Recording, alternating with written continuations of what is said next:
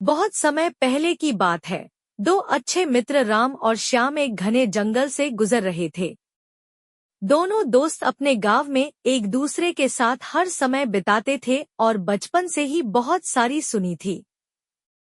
ये कहानियां उनकी मित्रता की नींव थी।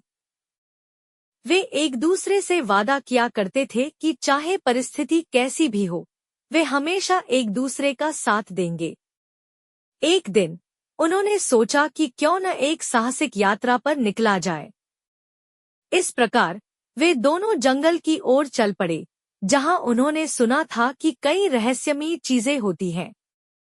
चलते चलते वे जंगल के बीचों बीच पहुंच गए, जहां पेड़ इतने ऊंचे थे कि सूरज की रोशनी भी मुश्किल से धरती तक पहुंच पाती थी। राम और श्याम ने इस रोमांचक यात्रा में कई खूबसूरत नज़ारे देखे और कुछ यादगार पल बिताए। जैसे जैसे वे गहराई में जाते गए, अचानक उन्हें एक खतरनाक भालू दिखाई दिया। भालू को देखते ही दोनों के दिल की धड़कन तेज हो गई। श्याम, जो पेड़ पर चढ़ना जानता था, जल्दी से एक ऊंचे पेड़ पर चढ़ गया। उसने एक बार भी नहीं सोचा कि उसका दोस्त राम खतरे में पड़ सकता है। राम को पेड़ पर चढ़ना नहीं आता था। उसने अपनी समझदारी से काम लिया और अपनी सुनी हुई को याद किया। उसे याद आया कि कई बार जानवर मरे हुए शरीर पर हमला नहीं करते। उसने तुरंत जमीन पर लेटकर सांस रोक ली और मरा हुआ बनने का नाटक किया। भालू राम के पास आया, उसे सूंघा और यह समझकर कि राम मर चुका है, वहां से चला गया। श्याम पेड़ से नीचे उतरा और राम के पास आया। उसने कहा, दोस्त, तुमने बहुत चालाकी से काम लिया, लेकिन भालू ने तुम्हारे कान में क्या कहा?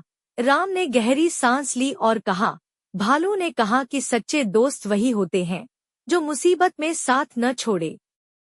इस अनुभव ने राम को यह सिखाया कि दोस्ती सिर्फ नाम की नहीं होती, बल्कि यह एक ऐसा बंधन है जो कठिन समय में परखा जाता है। इसने राम को यह सिखाया कि सच्चा दोस्त वही होता है जो संकट के समय में आपके साथ खड़ा रहे। गांव लौटने पर राम ने इस कहानी को अपने गांव के बुजुर्गों और बच्चों के साथ साझा किया। यह बन गई, जिसे सुनकर गांव के लोगों ने दोस्ती की सच्ची परख को समझा।